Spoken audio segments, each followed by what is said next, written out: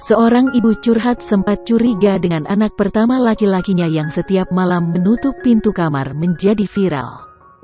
Video curhatan itu menjadi perbincangan usai diunggah oleh akun @dunia_kaum_hawa di jejaring media sosial Instagram pada Sabtu tanggal 26 Maret tahun 2022. Menurut keterangan, wanita itu mengaku curiga kepada anak laki-lakinya karena selalu menutup pintu kamarnya.